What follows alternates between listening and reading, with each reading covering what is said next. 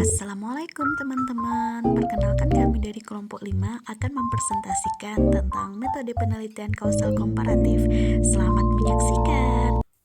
Assalamualaikum warahmatullahi wabarakatuh. Perkenalkan nama saya Iswandi dengan NIM 2012-2027. Di sini saya mahasiswa Pendidikan Agama Islam dengan program Magister S2 di UIN Syekh Muhammad Jamil Bukit Tinggi.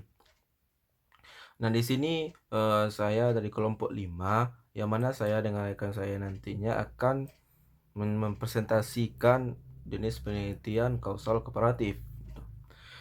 Nah, dalam jenis penelitian kausal komparatif ini ada beberapa bagian yang akan kami bahas. Nah, yang pertama yang akan kami bahas itu adalah apa sih pengertian dari penelitian kausal komparatif, yang kedua apa sih tujuannya, yang ketiga apa sih ciri-ciri dari penelitian kausal komparatif, yang keempat itu apa sih kelebihan dan kekurangan dari penelitian kausal komparatif, dan yang terakhir itu langkah-langkah dalam penyusunan penelitian kausal komparatif. Nah, pada kesempatan kali ini saya akan menjelaskan ataupun mempresentasikan apa sih yang dimaksud dengan penelitian kausal komparatif. Nah, penelitian kausal komparatif itu terdiri dari dua kalimat, ya, dua kata gitu ya. Yang pertama katanya kausal. Kausal secara bahasa itu berarti sebab akibat. Sedangkan kata komparatif itu secara bahasa berarti membandingkan. Jadi, antara kausal komparatif itu terdiri dua kata. Nah, itu secara bahasa. Nah, selanjutnya, apa sih yang dikatakan penelitian kausal komparatif secara istilah? Nah, secara istilah, yang dikatakan dengan penelitian kausal komparatif itu sendiri adalah penelitian yang membandingkan suatu variabel dengan mengetahui sebab akibat dari apa yang akan kita teliti di lapangan.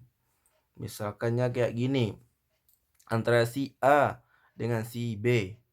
Nah, seorang mengamatinya antara si A itu mempunyai nilai yang sangat baik, beda dengan yang sama yang lainnya.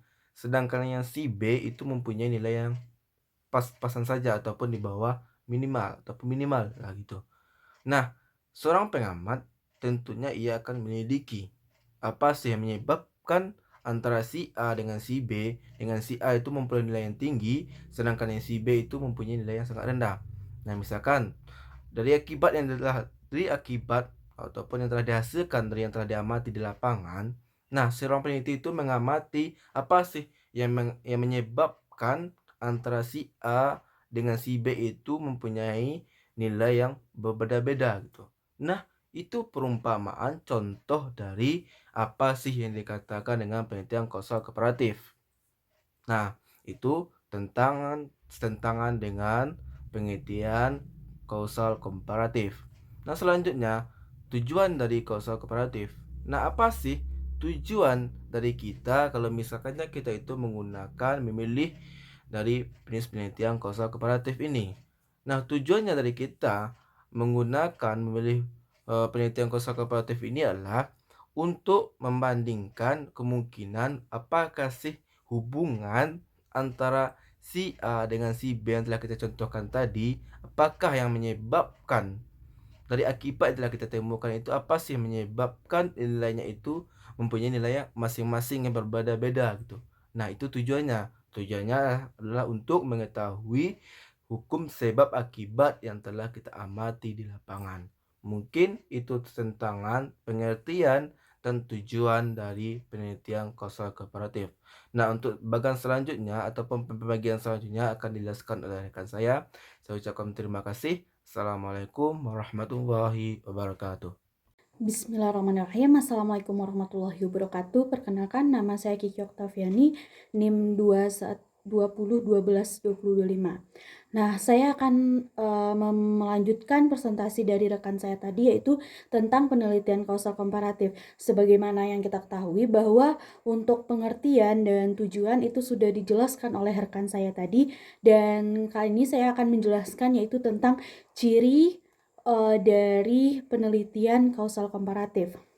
Nah, ciri-ciri pokok dari penelitian kausal komparatif yaitu penelitian kausal komparatif ini dia bersifat ex post facto. Artinya, data yang dikumpulkan setelah semua kejadian yang dipersoalkan berlangsung atau telah lalu. Penelitian ini mengambil satu atau dua lebih akibat sebagai dependent variables dan menguji data itu dengan menelusuri kembali ke masa lampau untuk mencari sebab-sebab saling hubungan dan maknanya dan cenderung mengandalkan data kuantitatif. Nah, seperti itu ciri-ciri dari penelitian kausal komparatif. Nah, yang kedua yaitu saya akan menjelaskan tentang keunggulan dan kelemahan dari penelitian kausal komparatif ini.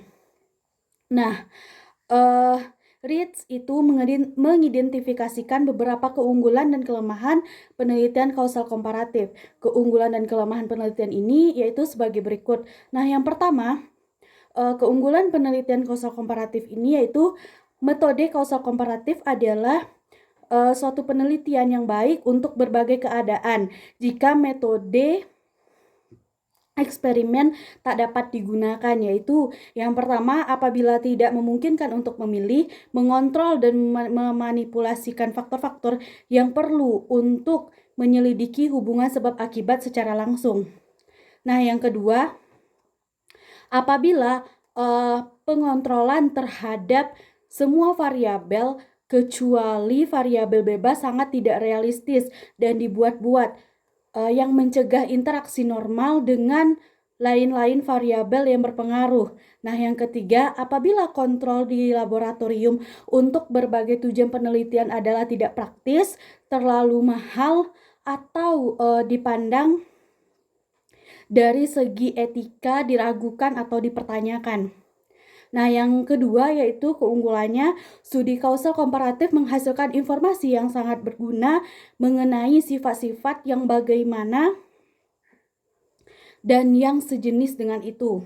Nah, yang ketiga yaitu perbaikan-perbaikan dalam hal teknik, metode statistik, dan rancangan dengan kontrol parsial pada akhir-akhir ini telah membuat studi kausal komparatif itu lebih dapat dipertanggungjawabkan. Nah, yang kedua yaitu kelemahan penelitian kausal komparatif. Kelemahan utamanya yaitu setiap rancangan ex post facto adalah tidak adanya kontrol terhadap variabel bebas. Dalam batas-batas pemilihan yang dapat dilakukan, peneliti harus mengambil fakta-fakta yang dijumpainya tanpa kesempatan untuk mengatur kondisi-kondisinya atau memanipulasikan variabel-variabel yang mempengaruhi fakta-fakta yang dijumpainya itu. Yang kedua yaitu sulit untuk memperoleh kepastian bahwa faktor-faktor penyebab yang relevan telah benar-benar tercakup dalam kelompok faktor-faktor yang sedang diselidiki. Nah, yang ketiga yaitu kenyataan bahwa faktor penyebab bukanlah faktor tunggal, melainkan kombinasi dan interaksi antara berbagai faktor dalam kondisi tertentu untuk menghasilkan efek yang disaksikan sehingga masalah menjadi sangat kompleks. Nah, yang keempat yaitu suatu gejala mungkin tidak hanya merupakan akibat dari sebab-sebab ganda, tetapi dapat pula disebabkan oleh suatu sebab pada kejadian tertentu, oleh lain sebab, dan pada kejadian lain. Nah, yang kelima yaitu apabila hubungan antara dua variabel telah ditemukan, mungkin sulit untuk menentukan mana yang sebab dan mana yang akibat. Nah, yang selanjutnya itu kenyataan bahwa dua atau lebih faktor yang saling berhubungan tidaklah selalu memberi implikasi terhadap adanya hubungan sebab akibat. Yang selanjutnya golongkan subjek ke dalam kategori dikotomi, misalnya golongan pandai dan golongan bodoh, untuk tujuan pembandingan, dan itu menimbulkan persoalan-persoalan karena kategori-kategori seperti itu bersifat kabur, bervariasi, dan tidak mantap. Nah, yang terakhir yaitu kelemahan dari studi kausal komparatif ini yaitu studi komparatif dalam situasi alami tidak memungkinkan pemilihan subjek secara terkontrol. menempatkan kelompok yang telah ada mempunyai kesamaan dalam berbagai hal, kecuali pada variabel bebas yang dianggap sulit. Nah, sekian hasil dari persentase kelompok 5, yaitu tentang metode penelitian kausal komparatif. Wassalamualaikum warahmatullahi wabarakatuh.